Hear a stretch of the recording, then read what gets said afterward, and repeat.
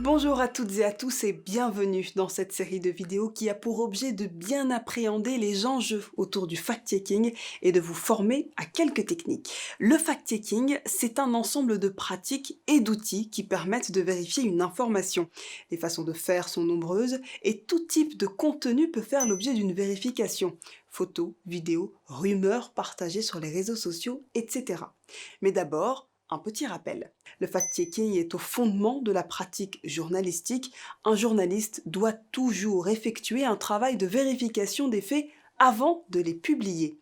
Il y a encore quelques années, l'exercice portait principalement sur la vérification des déclarations des hommes et femmes politiques, mais du fait de l'explosion des fake news ou fausses nouvelles, souvent créées sur Internet et diffusées massivement via les réseaux sociaux, le fact-checking prend une place de plus en plus importante dans la pratique des métiers de l'information, et ce, partout dans le monde.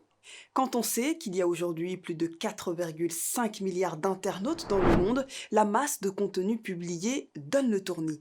Jugez plutôt, en une minute, près de 42 millions de messages sont échangés sur WhatsApp, 500 heures de vidéos sont publiées sur YouTube et 500 000 commentaires apparaissent sous des publications Facebook. L'irruption d'Internet, notamment grâce au téléphone portable, a permis à de simples citoyens de se transformer en reporters du quotidien en diffusant photos et vidéos d'événements dont ils sont les témoins.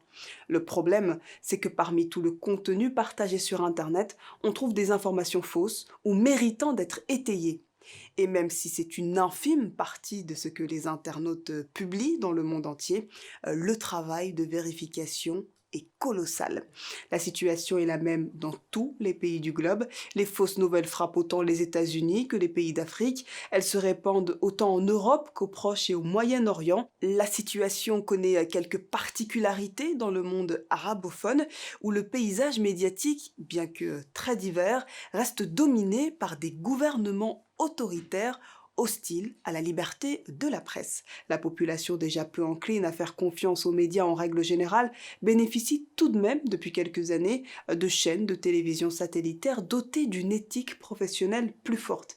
Et Internet a permis à de nombreux acteurs d'émerger, dont des sites spécialisés dans le fact-checking. Mais dans des pays où les citoyens sont habitués à une forme de propagande médiatique, le travail des spécialistes du fact-checking est parfois compliqué et peut s'apparenter à vider l'océan de fake news à la petite cuillère. Le fact-checking est par ailleurs un exercice éreintant et de temps à autre répétitif, mais il est essentiel. Parmi les fausses nouvelles, certaines ont un impact néfaste sur nos sociétés, des anti-vaccins qui refusent des traitements essentiels, aux théories du complot les plus farfelues. Les fausses informations et leur diffusion sont au cœur de ce que certains experts appellent l'ère de la post-vérité. Celle-ci désigne une évolution de nos sociétés dans lesquelles l'émotion prend le pas sur la raison et les faits établis sont constamment remis en cause par une partie de la population qui utilise le web social pour se faire entendre. Certains politiques en jouent et ignorent les faits et la nécessité d'y soumettre leur argumentation. Et certains médias nourrissent à l'occasion cette nouvelle forme de confusion.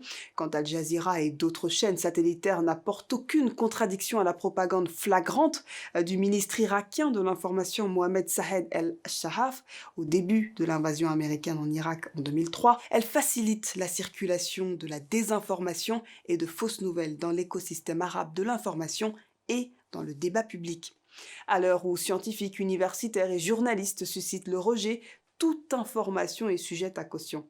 Les fact-checkers peuvent alors être vus comme les premiers combattants sur la ligne de front de l'info, et parfois, ils sauvent des vies, comme lorsqu'il s'agit de restreindre la portée de fausses rumeurs partagées en Inde au sujet de gangs ravisseurs d'enfants qui conduisent à des lynchages, ou de démonter des théories du complot très en vogue dans les pays arabophones. Un sondage du Pew Research Center estimait en 2011 que le complotisme autour du 11 septembre a beaucoup de force dans la région. Moins de 30% des personnes interrogées admettent que les attaques ont été perpétrées par des musulmans et arabes. Se donner les moyens de lutter contre les fake news est donc un enjeu majeur du siècle à venir, comme le souligne le nouveau slogan adopté par le Washington Post, Democracy dies in darkness, la démocratie meurt dans l'obscurité. Et cela tombe bien, puisque nous vous donnerons au cours de cette formation les éléments essentiels pour bien comprendre ce qu'est une fake news et surtout comment les débusquer afin de les vérifier.